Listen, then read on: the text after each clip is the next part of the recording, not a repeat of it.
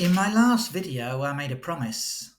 I said I'd show you what this little DIY fix of mine was really capable of. Well, tonight I'm making good on that. This is the Elephant Trunk Nebula, but in a way I've never, ever been able to capture before. This isn't just another picture, it's what happens when you take on a challenge, add a new piece of gear, and get a completely fresh perspective on one of the most iconic objects in the sky. All of this was made possible by swapping my big telescope for this, the Samyang 135mm lens, hooked up to my camera with a brand new ZWO lens adapter. The difference is just staggering, and I'm going to show you exactly how I did it, why this setup is such a game changer for me, and what makes this cosmic elephant so special. For years, I've aimed my telescope at this nebula, and I've always been mesmerized by the dark, intricate shape of the trunk. But I always had this nagging feeling that I was missing out because this was a very narrow field of view. I had a picture, sure, but I didn't have the story because I was using my telescope at 650 millimeters and totally zoomed in. It felt like I was staring at a single fascinating tree, completely clueless about the vast, sprawling forest all around it. My telescope, with its awesome magnification, was giving incredible detail, but I was sacrificing all the context of the nebula. The problem wasn't the nebula, it was my field of view. It was like trying to appreciate a grand mural by looking at it through a mailing tube. I knew there was more out there, a massive complex of gas, dust, and baby stars, and I was determined to find a way to capture it all in one shot. This wasn't just about taking a wider photo, it was about finally seeing the whole picture, the full cosmic neighborhood this stellar nursery calls home. On a personal note as well, there are so many of these very large targets which are impossible to capture with a small field of view like I have with my telescope.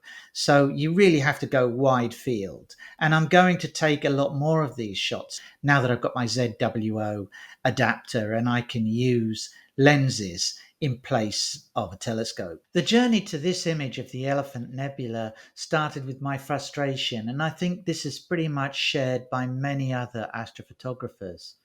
You have a piece of gear you love, in my case my telescope, with its 650mm focal length, and it's awesome for punching in close on faraway galaxies or the tiny details in a planetary nebula. For smaller nebulas and smaller deep sky objects, it's great. But the moment I pointed my Celestron 130 SLT reflector at the grander structures in our Milky Way, you realize you're only seeing a tiny piece of the puzzle. That was exactly my problem with the Elephant Trunk Nebula. I could get a beautiful, detailed shot of the trunk itself, the famous dark lane of dust that gives it its name. But that trunk, officially known as IC 1396A, is just one small part of a much, much bigger structure. And I really wanted to capture the whole thing. The trunk lives inside a massive emission nebula called IC 1396, which is a glowing bubble of ionized hydrogen stretching over 100 light years across. My telescope was showing me the trunk, but I wanted to see the whole elephant. I wanted to capture the faint wisps of gas that drift for dozens of light years, the star clusters born from it, and just the sheer scale of this star-forming region. I just wanted to see the whole thing. This is a classic trade-off in astrophotography. You're always juggling magnification and field of view. Go for detail, you lose the big picture. Go for the big picture, you lose the fine details. I knew that to get the best shot I had in my head, I needed to completely change my game plan. I had to go wide, really wide. So I turned to the world of camera lenses, which brought its own set of problems, leading to that DIY fix I mentioned in my last video, where I balanced my mount and fixed the declination and RA balance so that I could really, really hone in on those longer, longer exposure photos. So to solve my field of view problem, I put together a new wide field rig. The heart and soul of this setup is a lens that has, let's be honest, become a legend in the astrophotography world, the Samyang 135mm f2. This lens isn't just good, it's basically a small telescope, and a lot of imagers affectionately call it a wide flat field apochromatic refractor. There are a couple of big reasons this lens is so loved. First, its 135mm focal length is a real sweet spot. It's wide enough to grab huge chunks of the sky, like entire constellations and massive nebula complexes, like the Elephant Nebula, but it still has enough punch to show you some serious detail inside them. Second, that f2 part tells you its aperture is incredibly fast. This means it gulps down a massive amount of light in a short time, letting you capture faint, ghostly details in your exposures that would be totally invisible with a slower lens or telescope. But the real magic is in the glass. The Samyang 135mm has an element made of extra low dispersion or ED glass. This is a huge deal for astrophotography because it crushes chromatic aberration, the ugly purple or blue fringing you see around bright stars. It's got this unique square sensor as well, which is great for framing a lot of deep sky objects, and as a bonus, looks perfect on social media. But its most famous feature is actually something it doesn't have: zero amp glow. This means the raw data it spits out is incredibly clean, which makes the editing process way easier. And in fact, because of this lack of amp glow, I usually don't bother with dark frames. The final critical piece of this puzzle was the DIY fix that I made and explained in my recent video. Check it out in the link below. The final critical piece of this puzzle was the new purchase I just made. To connect the Samyang lens, which is made for DSLR cameras, to my ZWO astronomy camera, I used a new ZWO lens adapter. This little ring is way more important than it looks. It gives a rock solid, perfectly spaced connection between the lens and the camera sensor. This means no tilt or sag, which is absolutely vital for keeping those perfect, sharp to the corner stars the Samyang is famous for. It also allowed me to slot in a filter. And for the images that I took of the Elephant Nebula this time, I decided to use a narrowband ZWO duoband filter. And you can see the difference that made in the images I'm about to show you. In any case, this was the missing link that made the entire Widefield rig a reliable system and made it possible for me to be ready for a night of wide field imaging. And just a quick note on the gear I've used. If you're curious about the setup that I've used and want to check out the Samyang lens for yourself, the ASI 533 camera, or the ZWO adapter for yourself, I've left links to everything down in the description. Full transparency here. They are affiliate links, which means I may earn a small commission if you use them at no extra cost to you. It's a huge help for the channel, and I'm super grateful for the support you With the gear all sorted, let's talk about our amazing target for a moment.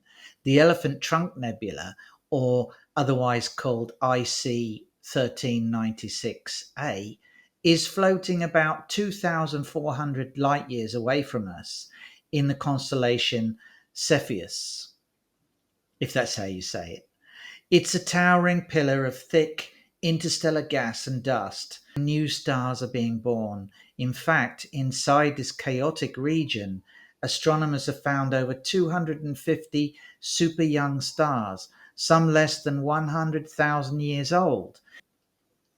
This whole area of the night sky is being blasted by fierce stellar winds and powerful radiation from a brilliant massive blue star system called HD 206267, which sits just to the east of the trunk. That star system is the powerhouse for the entire complex, making all the hydrogen gas around it glow with that signature red light. The elephant trunk itself looks dark because it's a dense globule, a pocket of gas and dust so thick it can shield itself from the star's harsh UV rays. The bright twisty rim we see is the surface of that cloud being lit up and eroded away by the energy from HD 206267.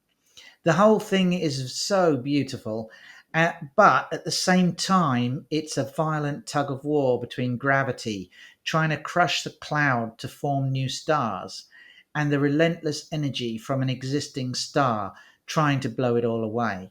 And while you're looking at this area, you might also spot the famous garnet star, Mu Cephei, one of the largest and reddest stars we know of. While it looks close, it's actually just in the line of sight and not physically part of the nebula at all. When a clear night finally showed up in the forecast, I hauled my gear outside. Setting up is very, very simple. The whole setup, the camera, the adapter and lens just sits on my telescope. And all I need to do is a quick polar alignment to make sure the mount is tracking the sky accurately. And then I aim the rig up towards Cepheus. Focusing is absolutely the most critical step, especially with a fast lens like this. At f2, the focus is paper thin, so the slightest mistake turns your stars into puffy blobs. I use this recent purchase, which is a Bahtinov mask, which fits nicely over the lens and creates diffraction spikes. I make tiny tweaks while I'm aimed at a bright star until the diffraction spikes around the star are perfectly symmetrical, locking in that critical focus. My plan for the night was to collect as much light as I could to bring out the super faint outer gas of the Elephant Trunk Nebula. I decided to go with 5-minute exposures, and I used, as I mentioned before, I used a narrowband filter to keep out the light exposure. Each shot was long enough to collect good data on the faint hydrogen gas, but short enough that it wouldn't get washed out by light pollution. Then I just let the camera run for hours, patiently stacking frame after frame, slowly building up to just over 8 hours of total exposure time. The cooling on the ASI 533 camera is really good, and it enables me to keep the sensor at a steady -5 degrees all night long, which is key for keeping thermal noise down and the images clean. Of course, I had the usual challenges. A couple of frames got photobombed by satellites, and I did have 1 or 2 movements on the stars, so I just deleted those. A few high clouds took out a couple of frames as well, but generally everything was pretty clear. By the way, if you're finding this breakdown of the gear, the target, and the process useful for your own astrophotography, I'd be so grateful if you'd hit that subscribe button. It's a huge help for the channel, and it means you won't miss the next video. After many hours under the stars, and then some more hours in front of my computer, stacking and calibrating all that data, it's time for the moment of truth. This is the part of the process that just never ever gets old. You start with a single raw frame straight from the camera. It's noisy, it's dim, and you can see the brightest stars, but the nebula is basically an invisible smudge. But hidden in there is all that faint signal we worked all night long to get. And then, after combining all 100 frames, after carefully stretching the data and balancing the colors, the final image starts to appear. And wow, just wow. This is exactly what I was hoping for. The entire IC 1396 complex is laid bare. I could see it all in one frame. The elephant trunk is there, but it's not the main character anymore. It's part of a huge cosmic cast, a sweeping view of glowing red hydrogen gas dotted with brilliant blue star clusters. You can see these dark dust lanes and filaments twisting away from the main area of the nebula. It just looks great. The sense of scale, though, is just immense. Seeing the final result, all that planning and effort paying off, is just an incredible feeling for me. It's not just a picture of space, it's a window, a portal to a place where I could never go. It's over 2,400 light years away. It's impossible for us to reach it, and it looks even more spectacular than I imagined it would. Now we can finally do that direct comparison that I promised. Let's pull up the image I took with my 650mm telescope. It's a great shot and I'm still proud of it. It zooms right in on the trunk, IC 1396A, showing off all the incredible structure along that bright rim and the texture inside the dark dust pillar. You can even see some of the individual stars being born inside. It's a powerful, intimate portrait of the trunk. But now let's pull back and look at the new image from the 135mm lens. The difference is night and day, isn't it? The telescope image is like a close-up of an elephant's eye, but the lens image is a photo of the entire elephant standing in the middle of the Serengeti. You can finally see the trunk in its proper environment. You see how it's just one of many dark globules being shaped by that massive central star, HD 206267. You can see the huge circular cavity that the star has blown out with its stellar winds. You see the bright star cluster, Trumpler 37, that lives in the heart of the nebula, and you can see the brilliant orange glow of the garnet star, Mu Cephei, holding down the edge of the frame. This wide field view gives the whole scene a story. It shows cause and effect, the powerful star and the gas it's shaping, all in one breathtaking shot. I'm really pleased with this. Neither image is better than the other. They just tell completely different stories. The telescope tells the story of the object, but the wide field lens tells the story of the region. This whole project has been an amazing learning experience for me. It really has hammered home the point that in astrophotography, there's no such thing as the best gear. There's only the right tool for the right job. For capturing the sheer scale and cosmic context of huge nebulae like the Elephant Nebula, a fast, high-quality camera lens isn't just a good choice, it's arguably the best choice.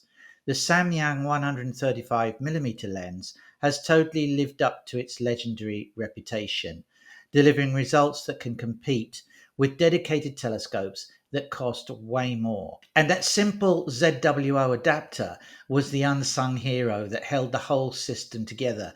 But most importantly, this has completely changed how I see the Elephant Trunk Nebula, not as some isolated thing, but as a dynamic central piece of a vast and beautiful stellar nursery. It really has opened up a new possibility of wide field photography to my astrophotography journey, and that's something that I've been waiting for quite a while. So there you have it. I've gone from a nagging frustration over a narrow field of view, despite all the many wonderful images that I've taken with my telescope, which I've really enjoyed. The time came for a brand new wide field setup, and I've finally done it. And I've got a portrait now of the Elephant Trunk Nebula that actually captures the whole of its majestic scale. It's a great reminder that sometimes to see the bigger picture, you literally just need a wider lens.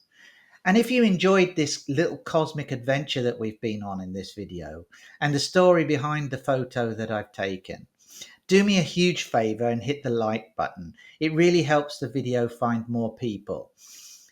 And I've got a question for you. What deep sky object should I point this wide field rig at next? Drop your ideas in the comments below. I've got a few ideas, but what do you think? I'd really be interested to hear what you say. And finally, make sure you're subscribed because you don't want to miss what's coming next. Thanks so much for watching, and as always, see you on the next one.